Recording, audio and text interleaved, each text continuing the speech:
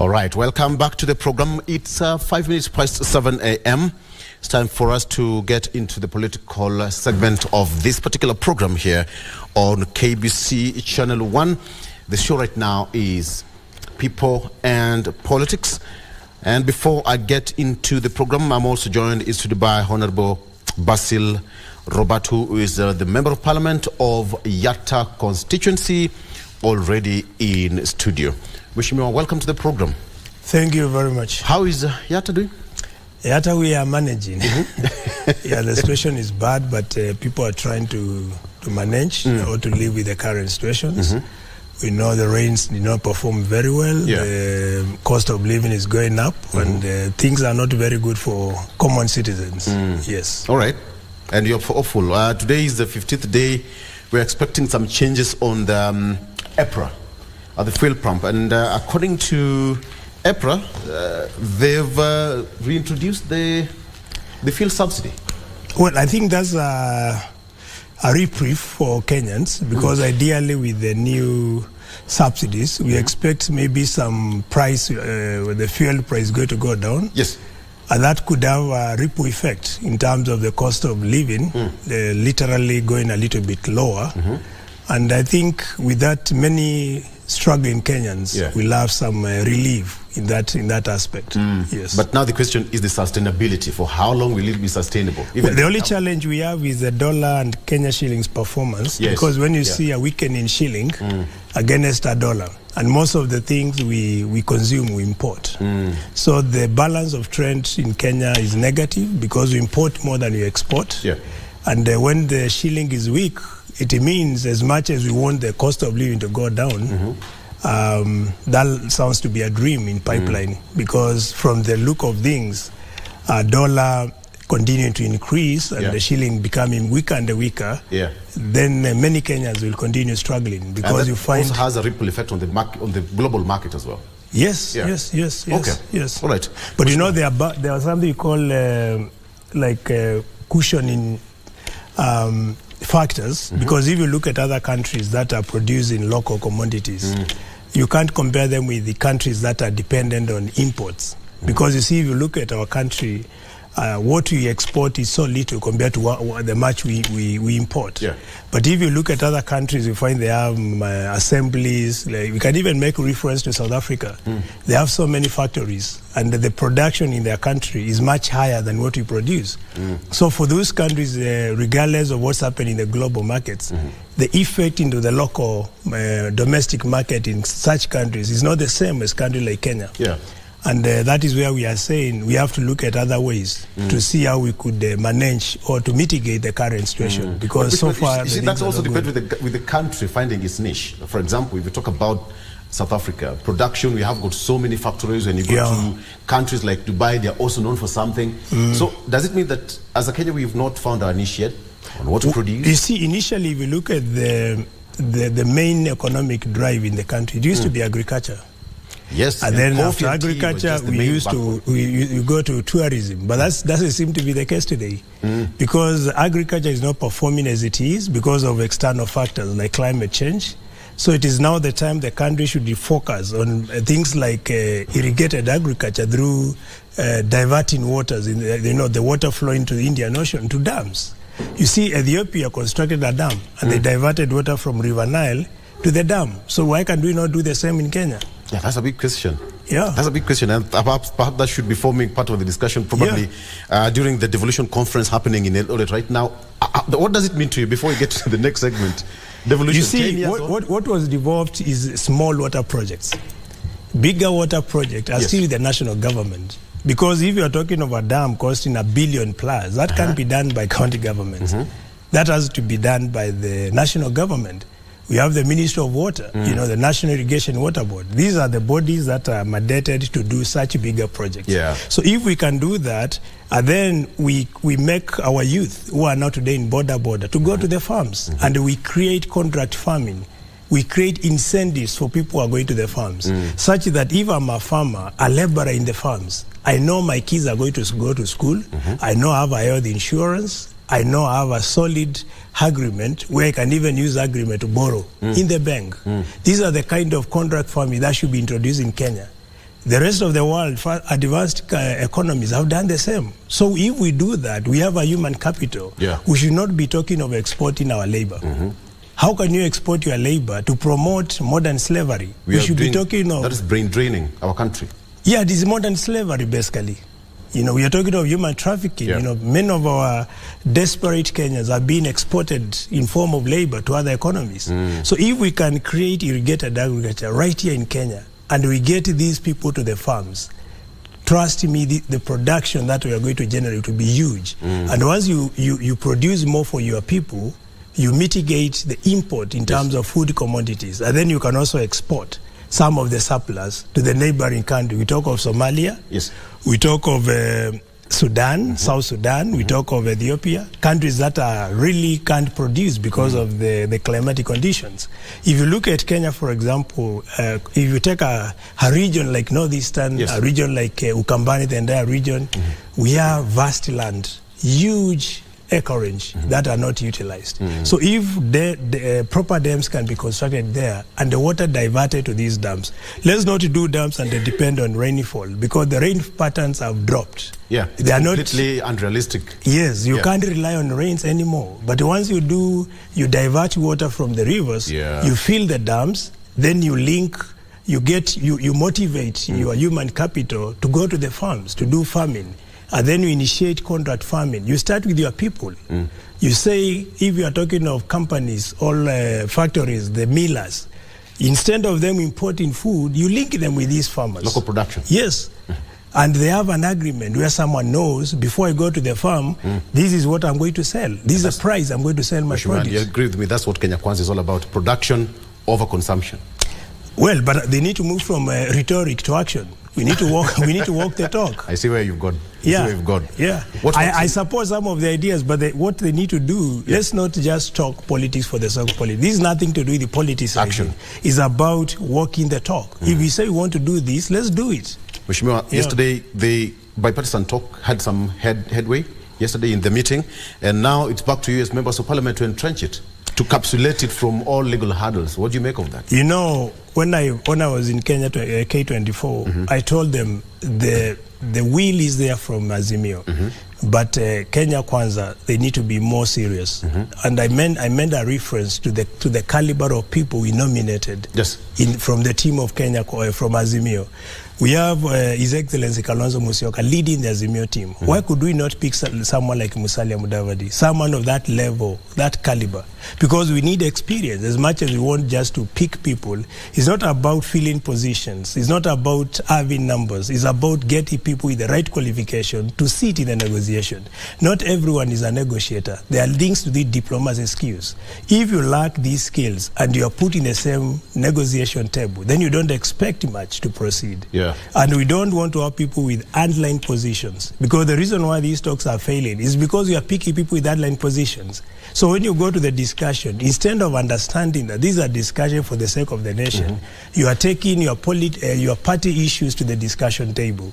And that is why some of these talks are failing. I already did foreshadowing in my discussion in K24, where I said, from the look of things, I don't see much going on, because when I look at the people who have been picked to go to the negotiation table, they are not at the same level. It's like mixing beans and maize, you know. Completely different. And that is why the talks are almost crumbling. Okay. Let me take you through the traffic. When I come back, we're going into the real gist of the discussion. Much more coming up with Mheshimiwa Robert Basil, Yatta Constituency. Let me take you through the traffic situation in the country. If you're still in the house, let me just refresh that and see. Let me start with the capital city of that is Nairobi. So far, so good. Things looking not so bad, I think, because schools are closed right now and the majority of students are at home. That is why the traffic situation in the CBD is looking relatively okay. Let me start with the main road here. Westlands coming down to Mountain View, ABC Place coming to Westlands roundabout, moving pretty well. So far so good. As you approach the Nairobi Central Business District, that is where we are currently. Uhuru Highway also moving very well as you head outbound or inbound that is next gen Mombasa Road, the entire Mombasa Road also looking pretty fine. Langata Road as well. If you are using Langata Road, then this is your moment also to drive to work. But you'll expect a bit of some traffic around the Nyayo National Stadium or that intersection heading towards Bunyala Road, Upper Hill Road. There where the problem is, but nonetheless, everything is moving thick and fast. And very quickly, let me take you to Mombasa. The problem is here at the Likoni Ferry Channel. It's actually moving up to the roundabout. That is the Oshinik Road there. Both sides of the Likoni Ferry Channel is a mess. Perhaps there's a delay at the ferry, and it means that a majority of people are also queuing to cross. That is where the problem is. So, Watu Mombasa, the ferry channel, this is where you are right now, and that is the photographic image of the ferry. That is exactly what happens there. So at some point it can be this mess because you have to move from this particular side crossing over to the other side of the island. And for those who've used this ferry before, you know it takes a bit of some time for it to have a turnaround to the other side. That is as far as Mombasa is concerned. As you come down towards Nyali Road, all right, so far so good until you get to around Lights or Kongowea Market. That's where the problem is. But Nyali Road, if you're coming all the way from those sides of Malindi, coming from Shanzu, those sides of Mtwapa, so far so good. Watu Mombasa, hamjambo. You gotta get up and go to work. Moving all the way from sides of Makupa, Causeway, Miritini, coming down to Mikindani, Jambo Village, all the way past the Makupa Bridge into the CBD, kila kitu iko shwari. That is as far as Mombasa is concerned. How about Kisumu? Watu wa Kisumu, wayaoreuru, I hope ni uchio maber.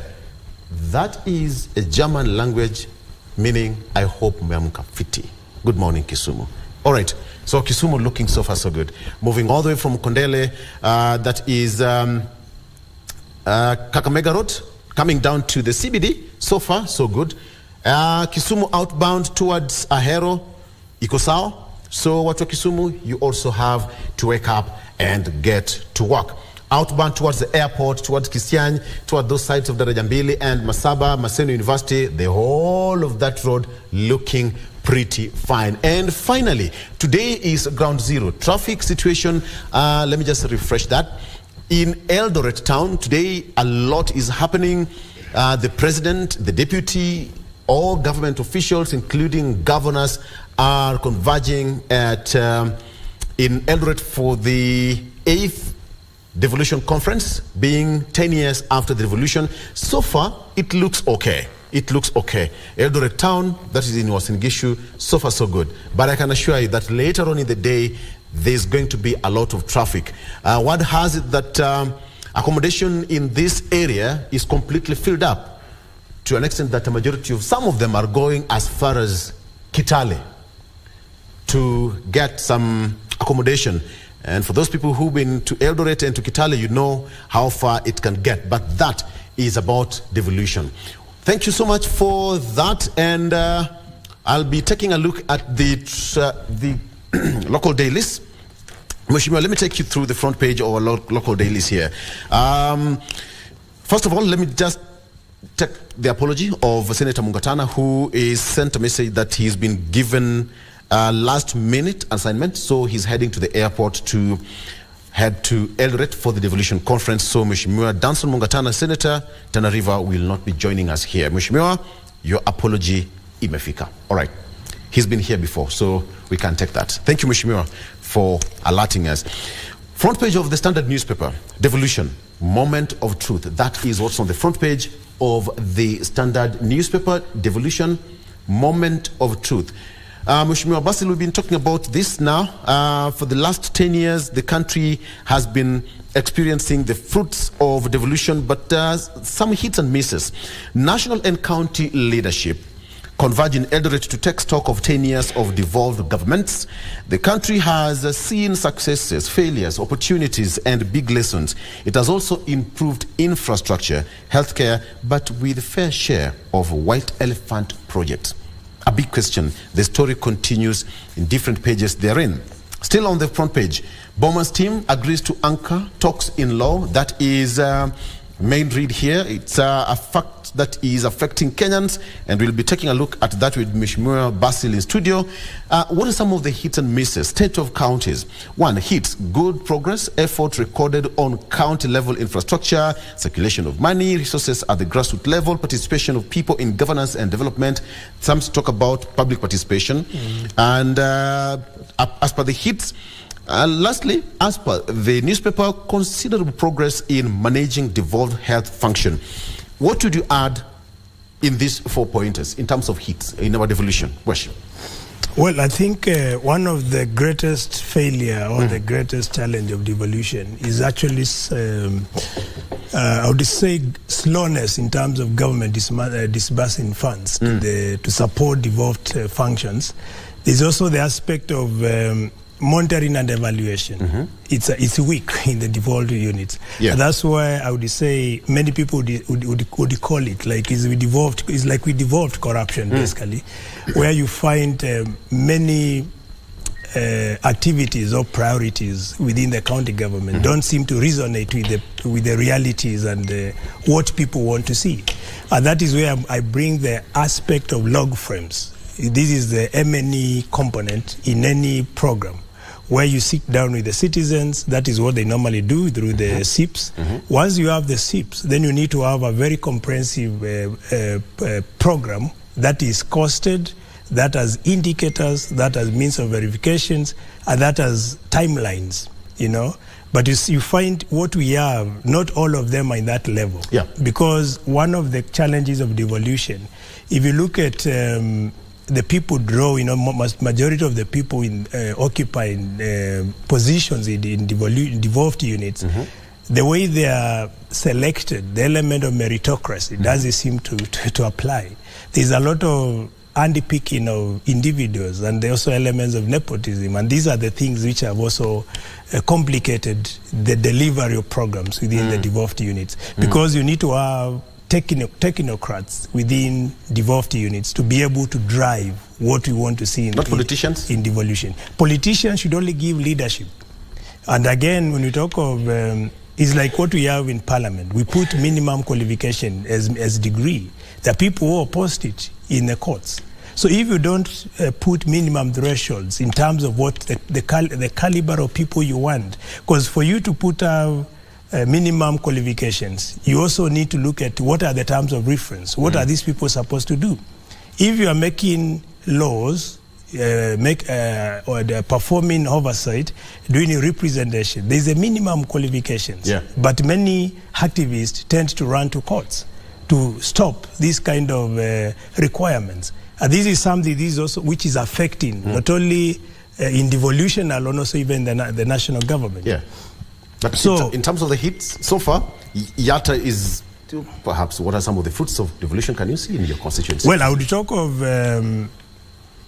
the main one is if you talk of water, some parts we have some balls that were drilled. We have like 4 kilometers of tarmac that was ever done.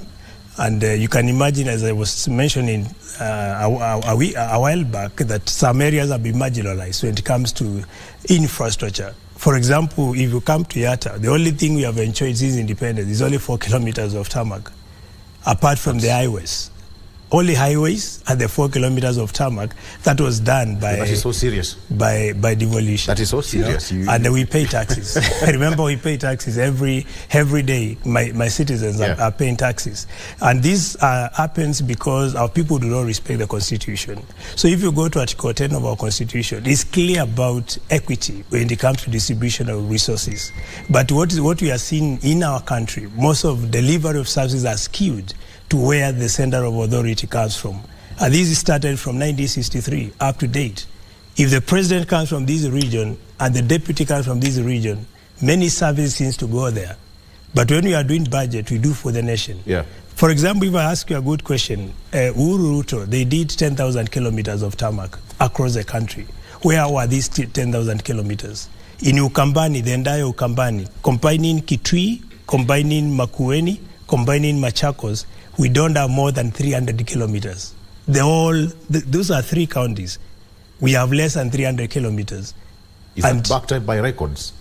Yes. If you do cumulatively all the kilometers of tarmac road, since independence, And here you have a government in 10 years which did 10,000 kilometers. Where were they done? You know? I would and these are the things. I would throw it back to you as legislators. But you see, we have the laws, and the challenge is like competition in terms of numbers when you go to parliament. The moment you ask these about implementation, because that is part of us questioning the government, how serious are you doing to implement the constitution? The people in who refer themselves as Kenya Kwanza, they'll say, you know, they try to oppose for the sake of opposing.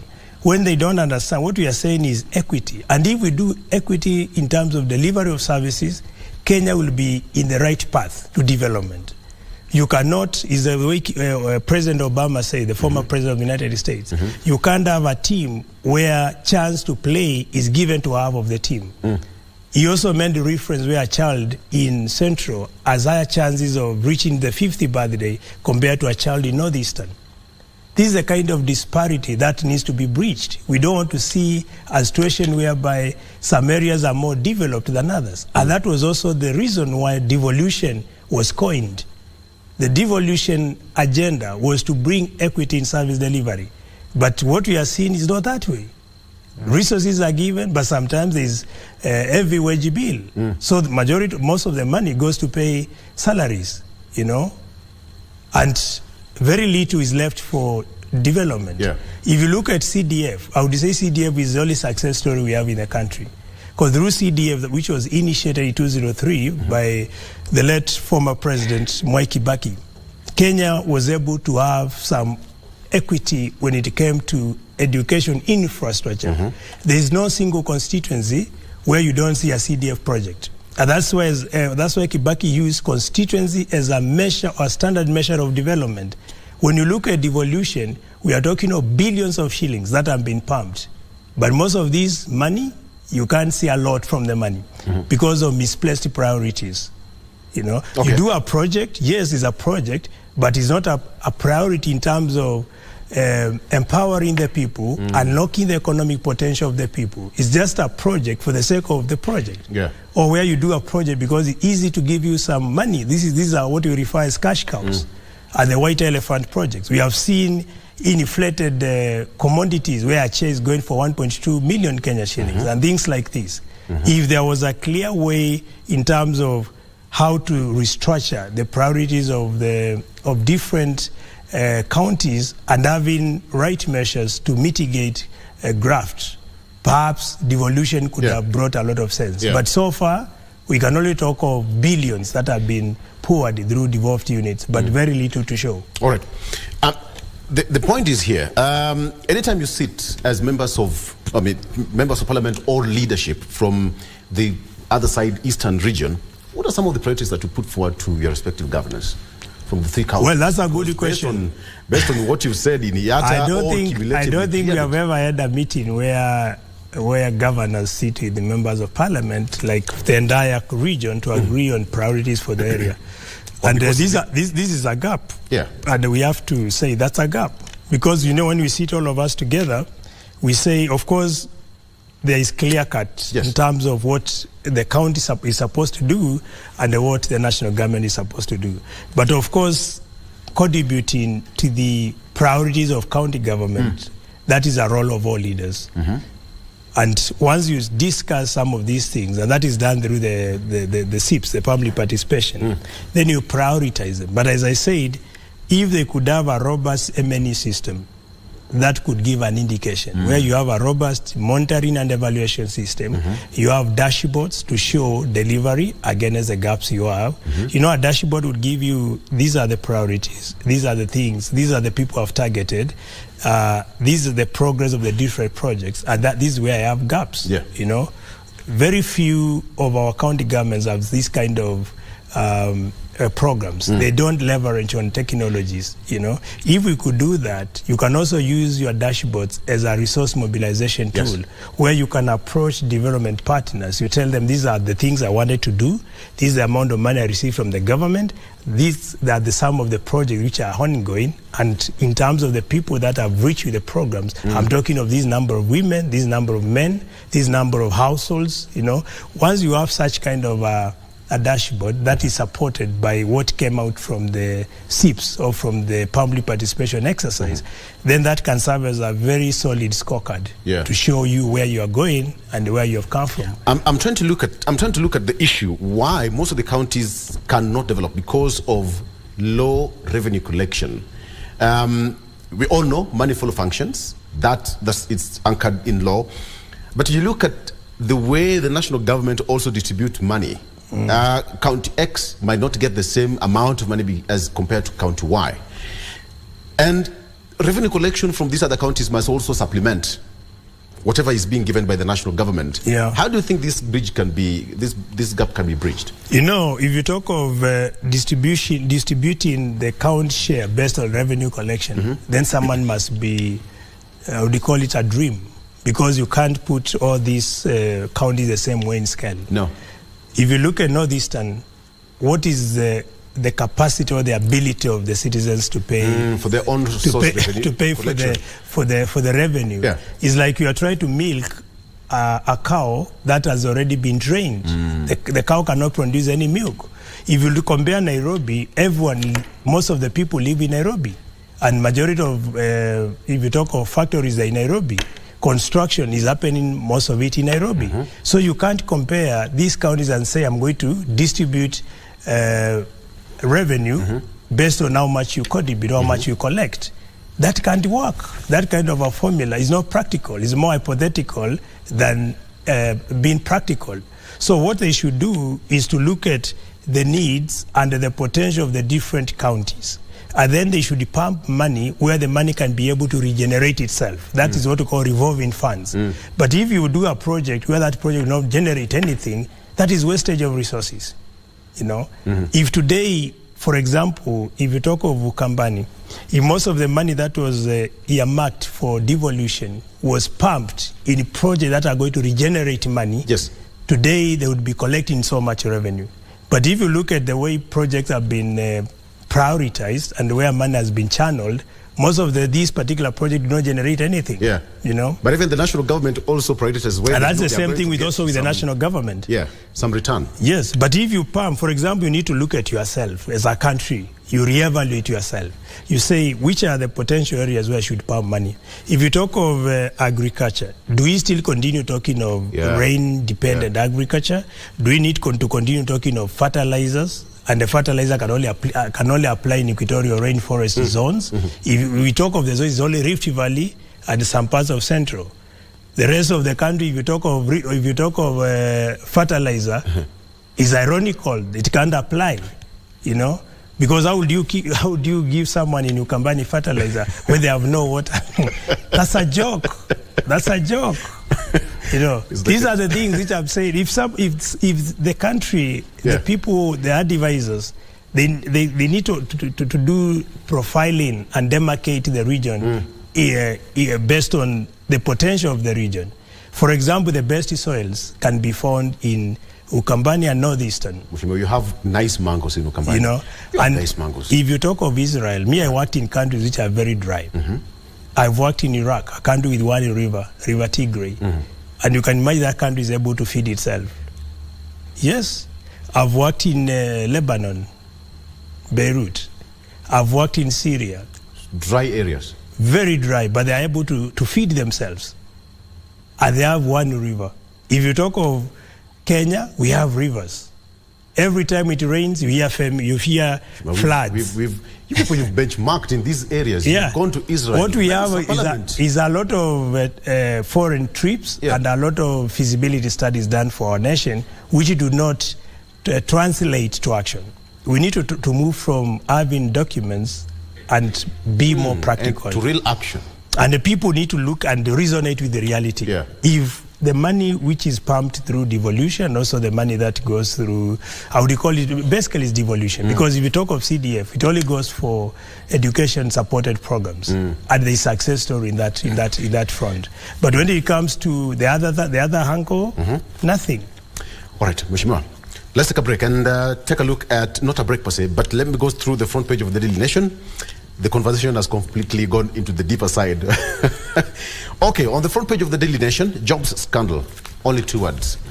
jobs scandal. That is on the front page of the Daily Nation. The story continues to say that global lenders have pushed for layoff, and now 2 tribes got nearly 60% of KRA's lots.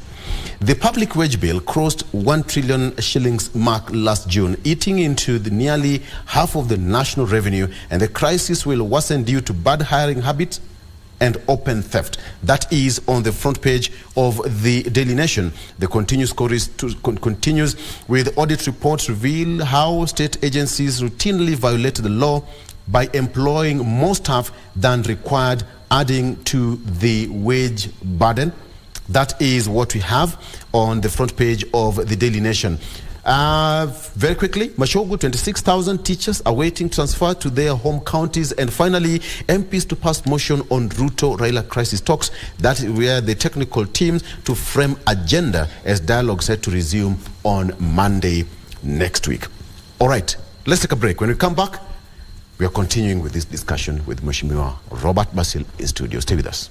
All right. Mheshimiwa, welcome back. All right.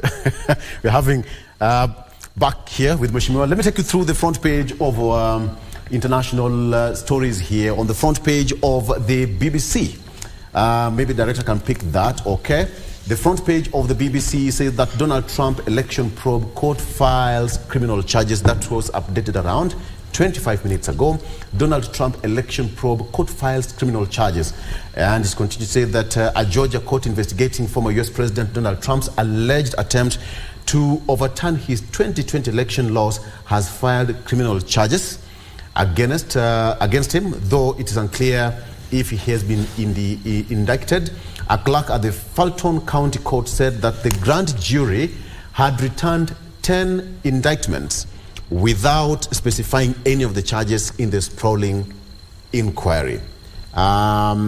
He has pleaded not guilty in all cases. That's according to the case here. Fulton County District Attorney Fannie Willis launched an investigation into February 2021 into allegations of election meddling against Mr. Trump and his associates. That is on the front page of the BBC. There you have it. Fulton County District Attorney Fannie Willis, the lady taking on former President Donald Trump.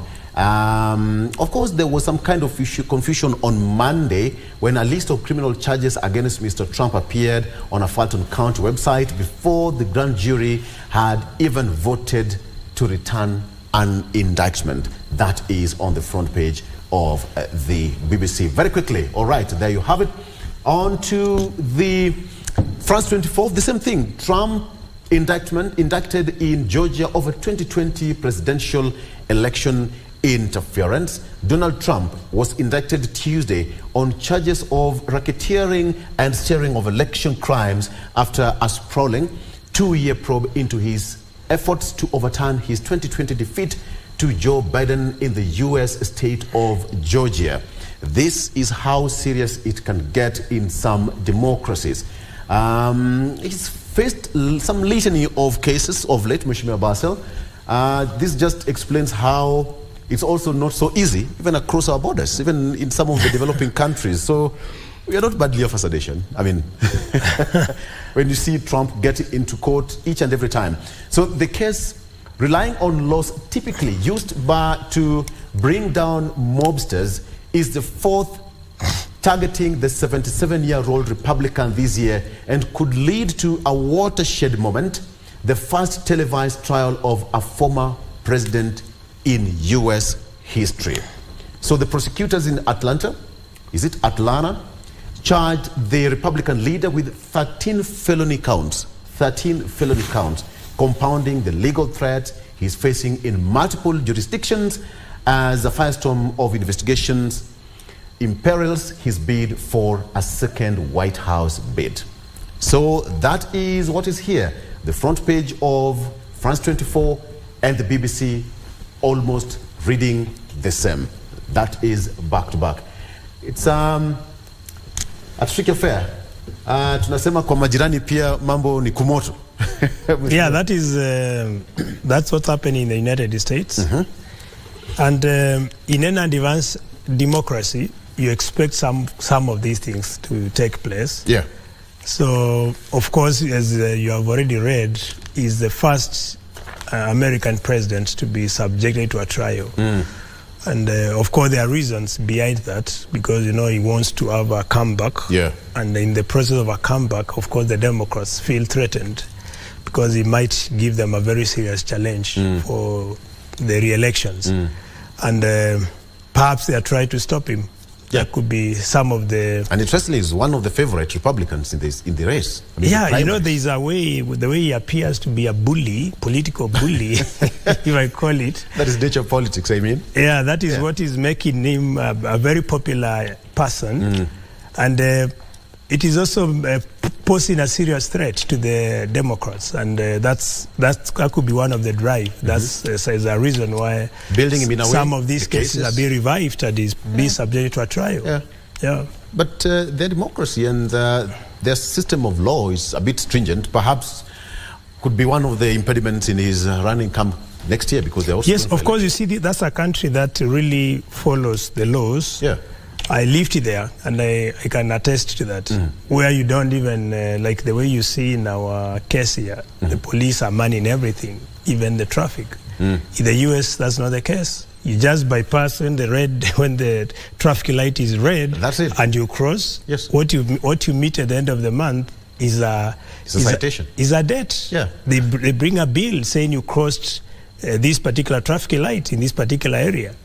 These are the fine you're supposed to pay. If you don't pay the fine, you are given maximum 2 weeks. If you don't, you are arrested. Go to jail. Yeah.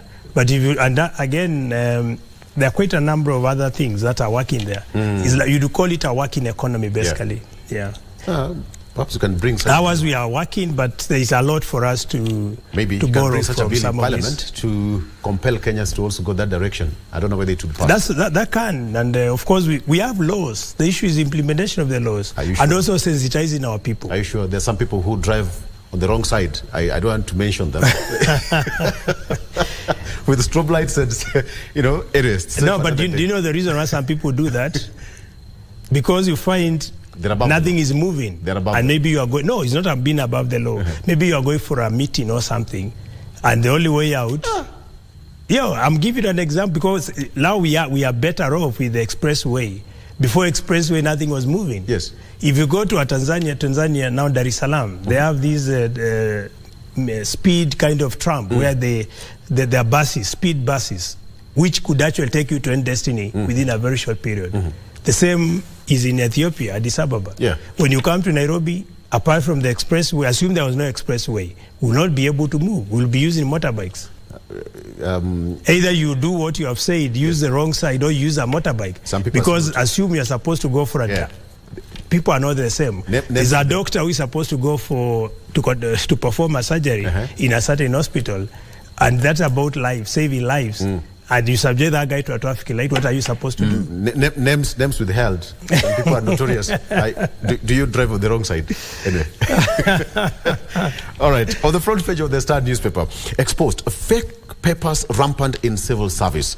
Fake papers rampant in civil service. In 2021, Qualification Agency announced that 250,000 public servants had forged academic certificates. That is the big story here on the front page of the Star newspaper. Timely release of funds tops governor's wish list in conference. That is according to the governors. And talks team failed to agree on agenda yet again. They also have their technical committee who've been given that 1 week to crunch and burn the midnight oil for them to come with their terms of reference ahead of the next meeting slated for Monday next week. Okay, very quickly, the story of Alama's fake academic papers rock civil service. That is according to a survey which was done. According to the PAC, they say that departments with verified cases of forged papers have insisted disciplinary action, including termination of affected officers. But is that a case? Political bigwigs who have faced claims of academic forgery, we have got a number of them. Let me not get there. This is now water under the bridge. Do you have fake papers, Mishma? No. Mine is very clear. From primary school, secondary schools, university, first degree, second degree, all the way. You're a good man. You'll see heaven. Yes, so and that's how I operate. Integrity is part of my... It's called integrity. Integrity. You earn from what is completely in your hands. Yes, and that's how it's supposed. I mean, I think anyone who respects himself or herself should have some level of integrity. Yeah. Let me talk about this issue, coming very quickly on the issue of devolution. It's starting this particular morning. According to the governors, the timely release of funds tops governor's wish list in conference. As we speak, the president said that he doesn't owe any county any money, coin. Yeah. But that is one isolated case. In the past, they've faced a number of issues, either going to court, either stalling services, paying of salaries, wage bills, and pending bills in the counties. The question is the county still under the mercy of the national government, the executive? Well, unfortunately, that's the case. Because you see, they have to depend on national government to be able to get resources to support their programs. But that depends on performance, because when the government doesn't have money, you expect there will be sluggish in terms of money being disbursed to counties. It's not even the county alone, even the CDF. We stayed for a whole year without any penny from the CDF to perform our development agenda. We only got some money for bursaries after a very long push, where we had to protest and say there is no business if there is no CDF bursary funds. That's the only time we got the funds. The same, so it's not news when you hear that counties are still struggling to getting resources. And that depends with the performance, because if the government is not performing, so we don't expect much. So where's the bottleneck? The national government still not very much keen on devolution?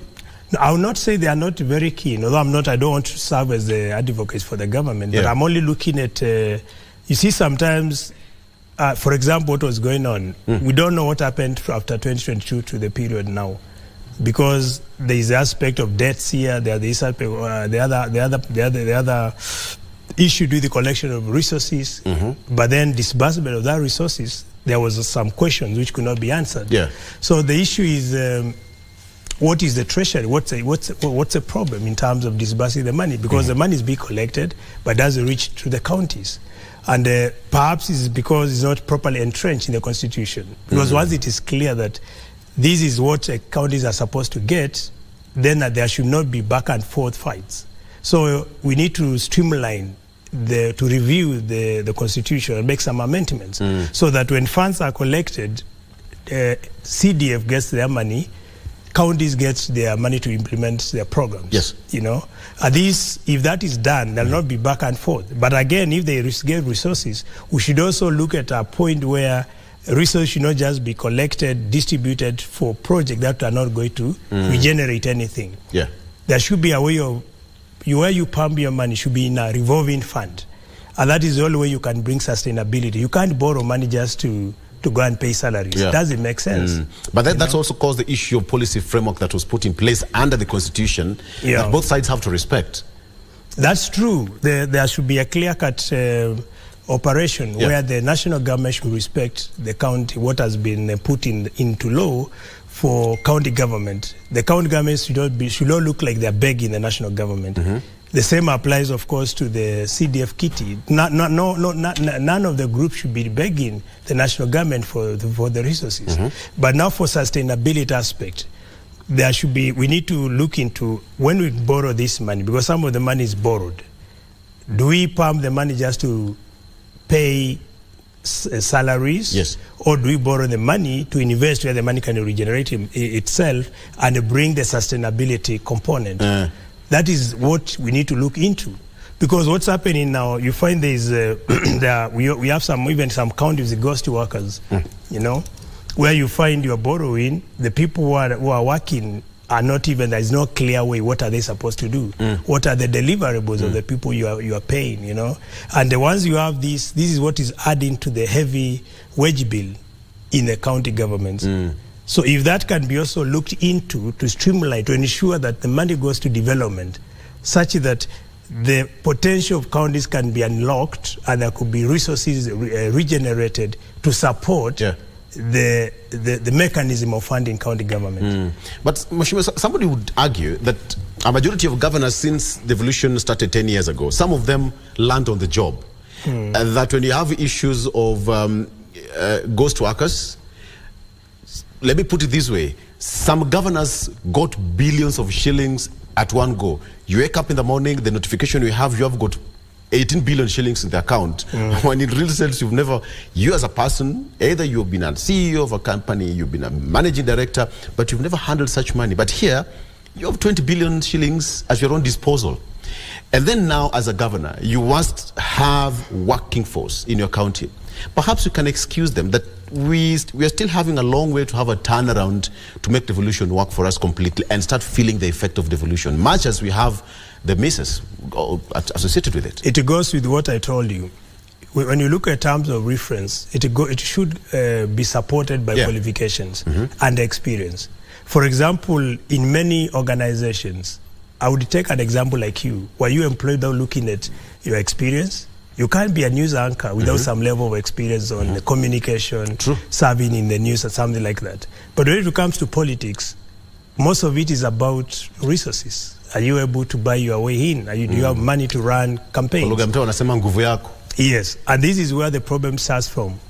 Because you see, if you don't have people who meet the qualification in terms of academic qualification, the experience, because the two should go together, then you don't expect much. And that's the reason, as you have already put it, you put it very rightly, that someone will find himself or herself with billions of shillings to manage. And that is some of the challenges they are facing.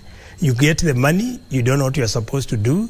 The people or the team that is supposed to guide you or to help you deliver, if you talk of now the people who are making the budgets, again, they also fall short of the same qualifications.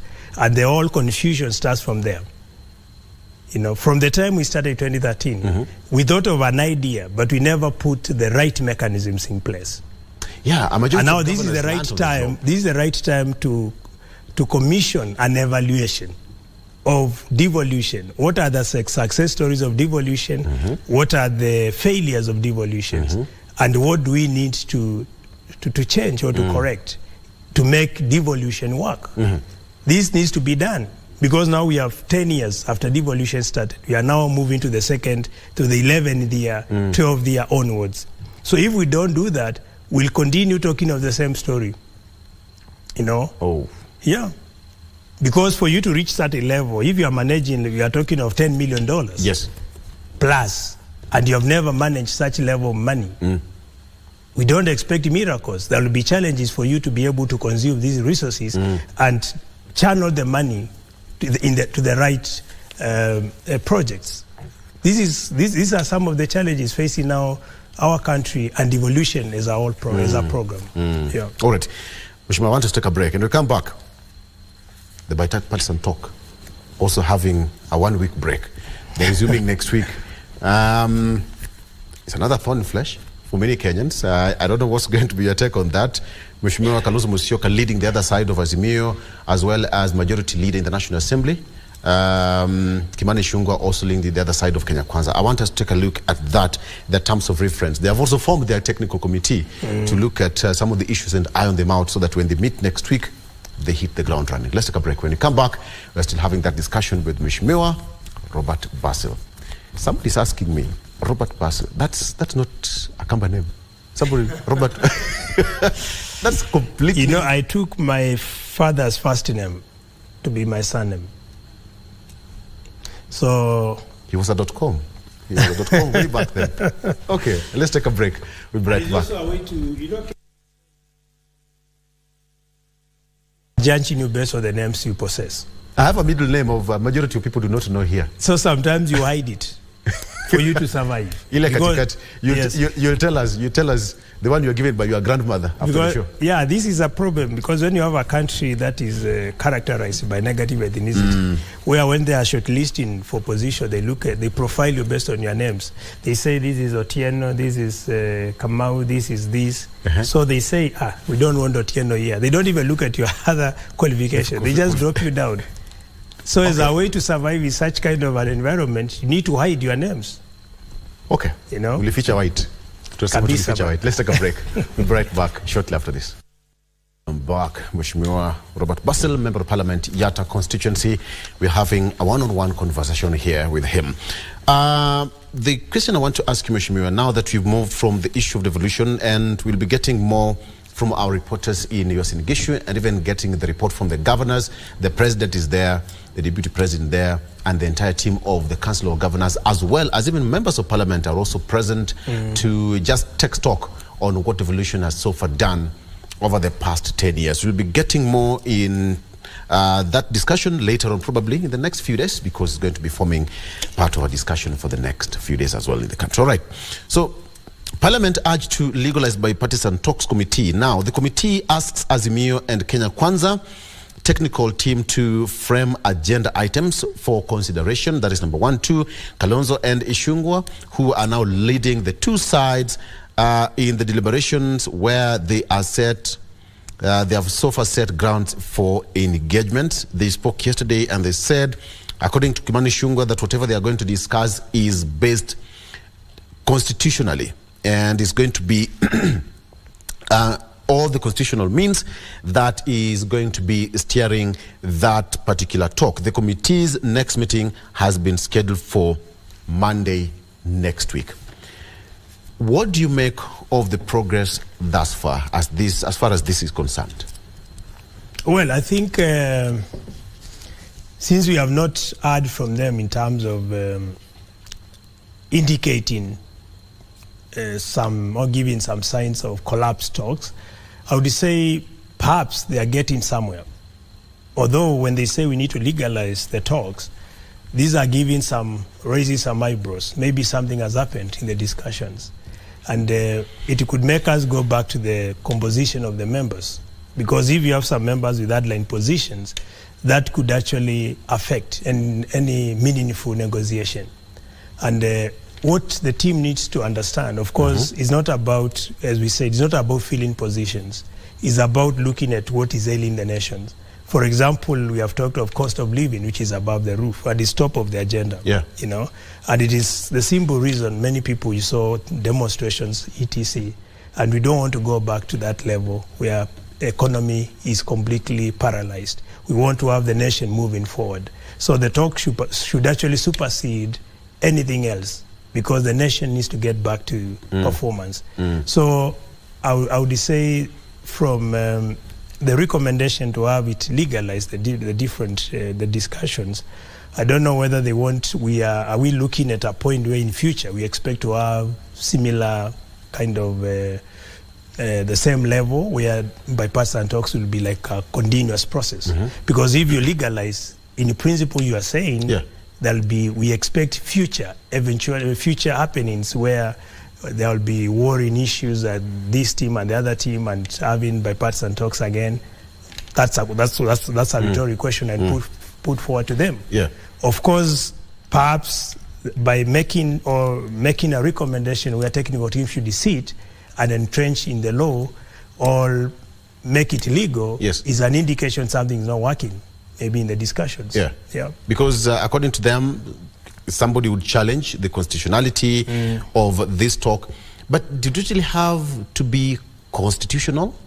I don't think so. Because you see, these are discussions initiated by the two functions. Yes. The Kenya Kwanza and Azimio. And these are discussions based on what's happening. If you look at countries like South Sudan, Ethiopia as well, which have been having issues for many years. We have seen external parties recommending people, the divisive groups, to sit down and talk. So why can't what we are seeing is not different from what has been happening in those countries. It doesn't have to be in the constitution. Because are we trying to say that in future we should be having similar occurrence? You know, but because once you put it in constitution, it means like every time we expect people to go to discussions. You know, of course, from looking at it based on what's going on in the country, the discussions are critical. People need to talk. You know, because now we are seeing a situation which is unbearable for many Kenyans, high cost of living, and that is top of the discussion.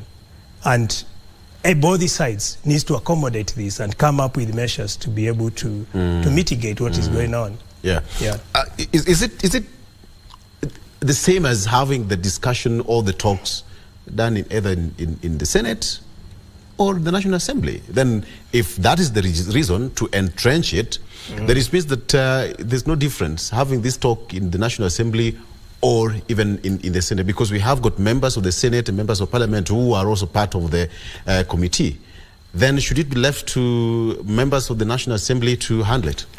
You know, if you look at the role of the Senate, the Senate is basically a body that's supposed to oversee the devolution, the devolved factions, and provide the oversight to that. So they don't have much role within the Constitution to deliberate on matters affecting the nation, like the negotiations happening. So Parliament happens to be the right center where these discussions are supposed to take place.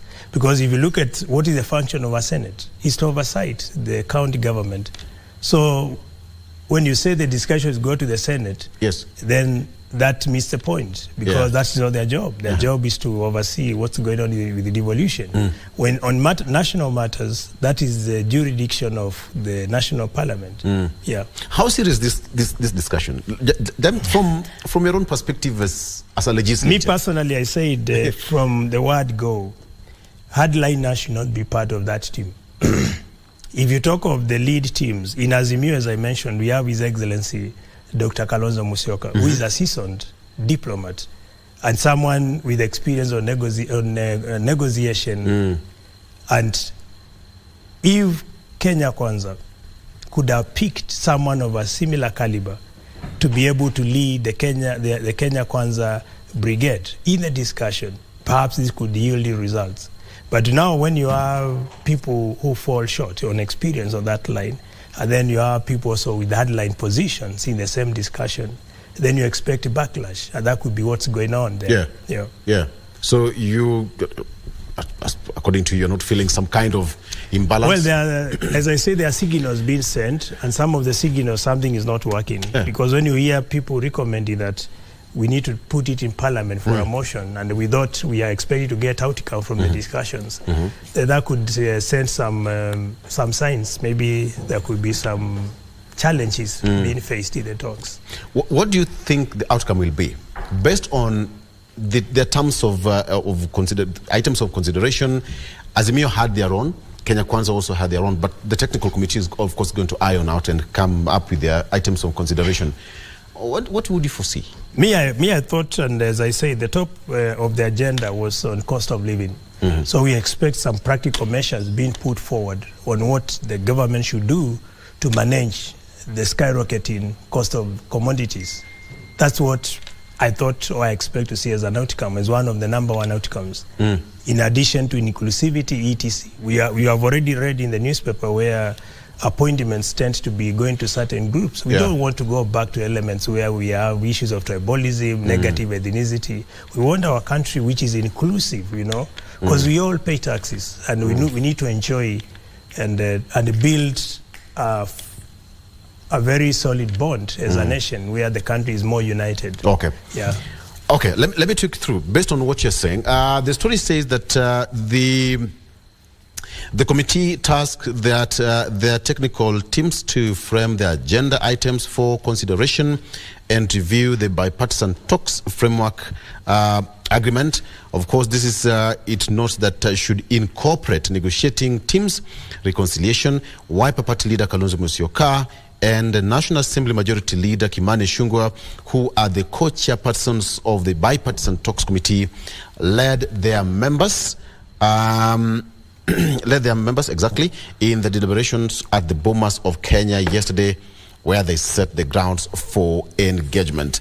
And when you look at the whole situation, Kenya Kwanza wants the 2/3 gender rule, the entrenchment of the Constituency Development Fund in the Constitution, the establishment of the Office of the Leader of Opposition, and embedment of the Office of the Prime Cabinet Secretary to be discussed during the talks.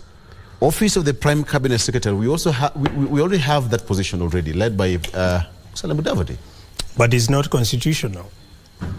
So it is there. Why is it being brought at the bipartisan? You know what I said, and you're actually reading my mind, because why bring when I was in K24, I said some of the things, or the agenda items in the Kenya Kwanza team, from the Kenya Kwanza team, are already issues on the floor of the 13th Parliament. Yes. We have already deliberated on the entrenchment of CDF in the Constitution. We have already discussed on having the office of the official opposition leader in the Constitution. All of these are still active We in have Parliament. already, yes. So I don't understand, because that's not the job of the bipartisan talk. That's the job of Parliament. Because all these items that you can see are itemized by Kenya Kwanza are already in the stand as part of the standing orders in Parliament. We have already deliberated from last year.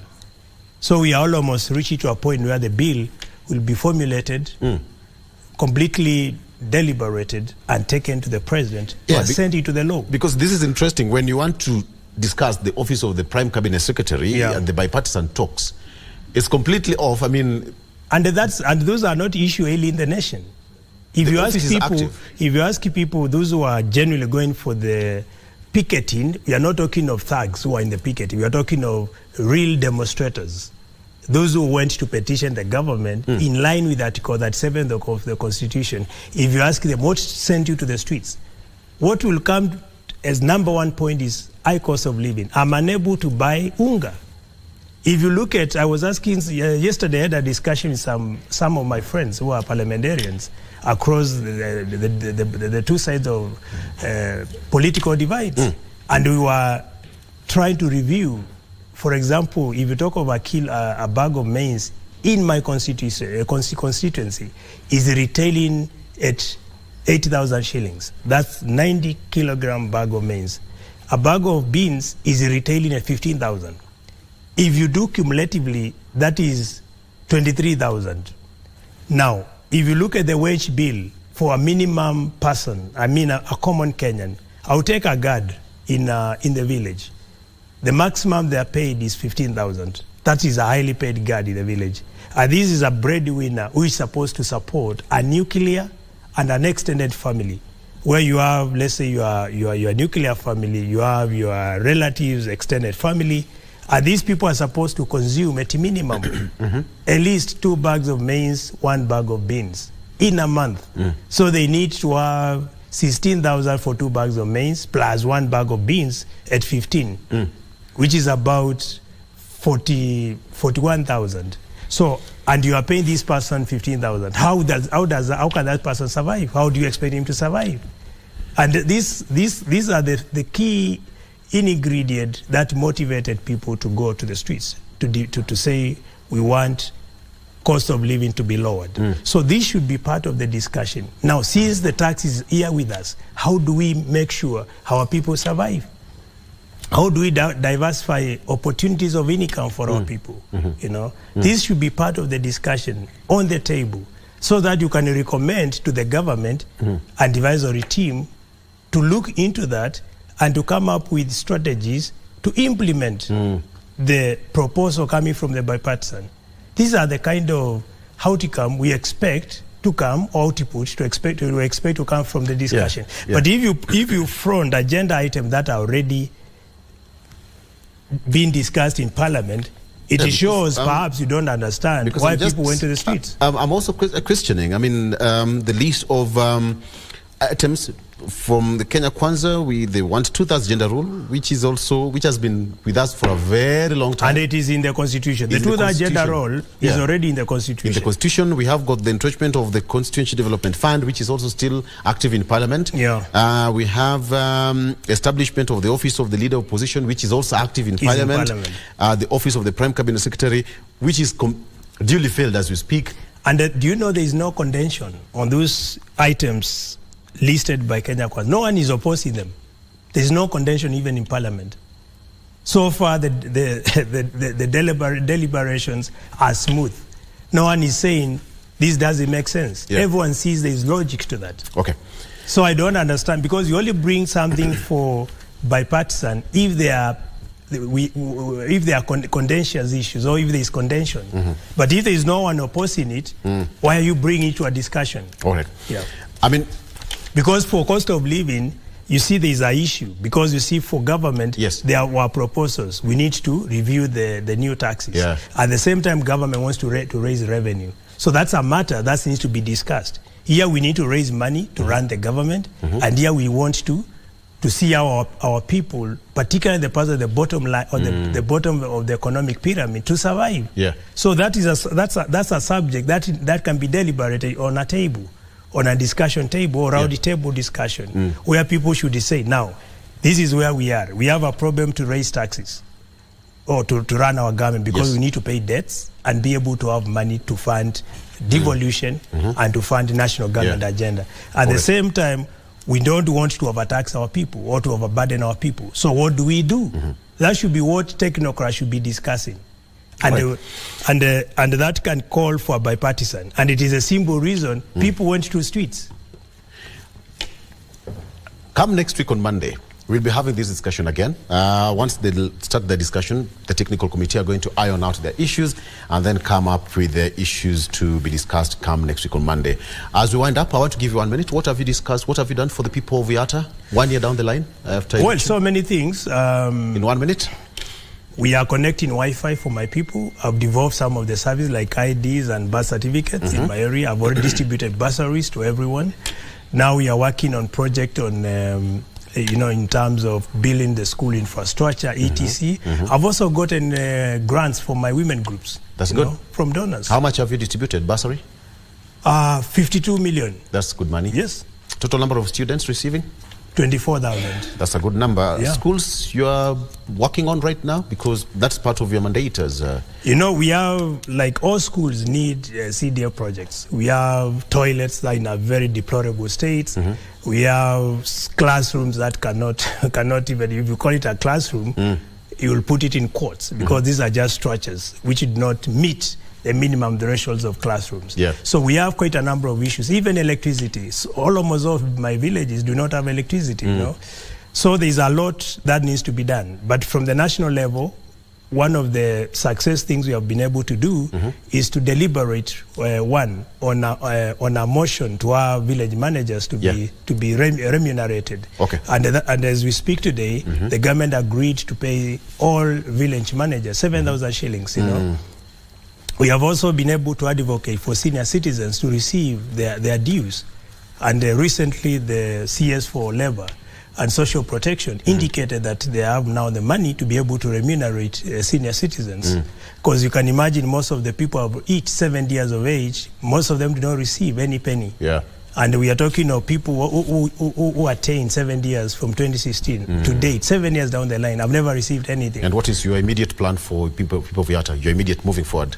The immediate one, like now, what we want to do now is to start the hydram technology to be able to take water to schools, to be able to rehabilitate the education infrastructure, at the same time be able to generate opportunities for my people. Because once you have water for schools, you have been able to score many outcomes in terms of nutrition for your kids, water and sanitation in schools, because you can have biodigester, at the same time a change from having these pit latrines to flush toilets, and also the elements to do with capacity buildings, particularly for my youth who have not been able to have any skills. And tournaments are underway. I'm a fan of football. I think you'll invite me to one of these tournaments. You need to come when we are launching tournaments for my youth. Karibu sana. I'll and also trying to harness talents for my people. So there's a lot in store for my people of Yatta. You have your member of parliament having a lot of plans for you. Mheshimiwa, thank you so much. Asante sana. Karibu sana, and thank you so much for coming over to the show. I really appreciate it. I look forward to more engagements in the near future. Thank you so much for being with us. That is Member of Parliament, Yatta Constituency, Robert Basil, the gentleman with all English name. He's refused to give us the common name. Story for another day. Up next, we're having a discussion on dairy farming in Kenya, something close to our heart, with the chairman of the Dairy Board of Kenya, that is Genesio Mugo. Coming up shortly with Ramaguko. Stay with us. I'm Victor Oloo. Good morning.